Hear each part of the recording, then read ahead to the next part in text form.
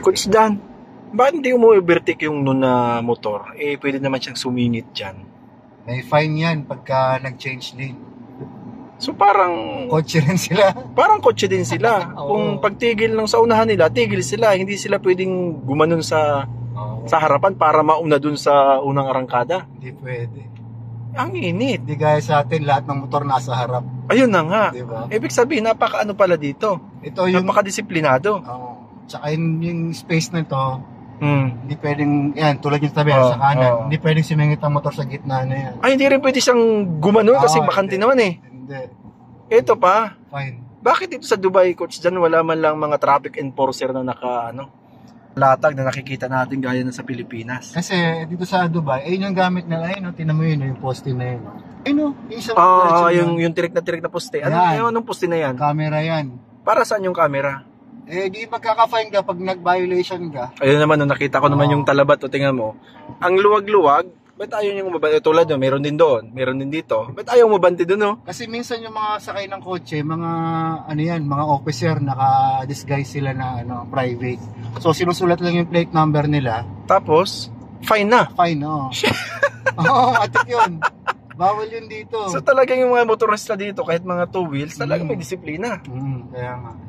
So dito, kung wala dito mga traffic enforcer dito. Wala talaga. Wala. Traffic enforcer dito, takot ang tao rito kasi diretso sa sa plate number mo yung fine.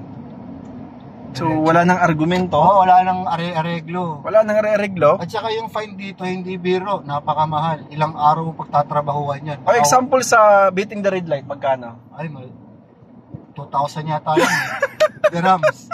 So 2,000 dirham times 15. So, mga 30,000. Mga ganun. So, wag mo nang nasayin na magkaroon ng violation.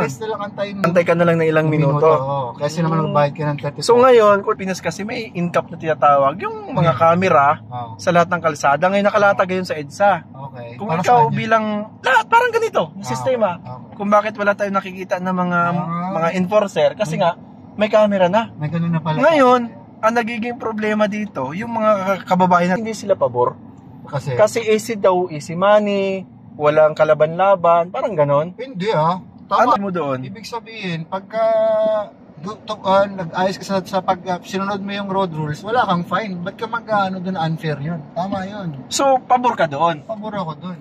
Ako kasi, motorista ako sa atin, 10 taon ng aking validity ng aking lisensya. Para sa akin, pabor din ako. Kasi kabaliktaran ito ng parang nawala na raw ng karapatan yung mga motorista. Hindi Pero ako pabor ako bilang... Kasi yun, camera yun, na i-rewind yun, ipapakita sa'yo kung ano yung mali mo. So kung anong ginawa mo, yun talaga yung resulta.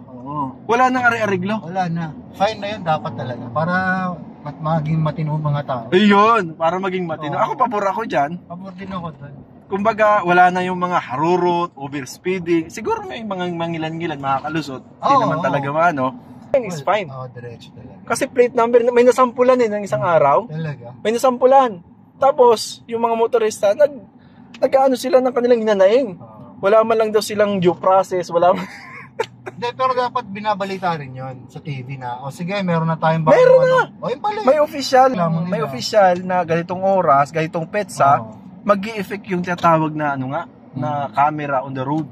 Basta, in-cap na tinatawag nila. Ang masasabi ko lang, tayong mga Pilipino, dapat baguhin na natin yung style natin na naglalagay tayo, tayo. Dapat, sa sarili natin disiplina, magtiis tayo kung traffic, pag sisingit ka, o di magbayad ka ng fine, ganun lang kasimple. Yung motor nga kanina sa unang usap natin na bakit yung motor, ang luwag-luwag naman, bakit nandito siya nakapwesto? Pwede naman siyang gumanon Kahit 3 motor sila magtabi, tapos sa gitna lang ng mga sasakyan. Pero bakit niya mas pinili na mag-antay?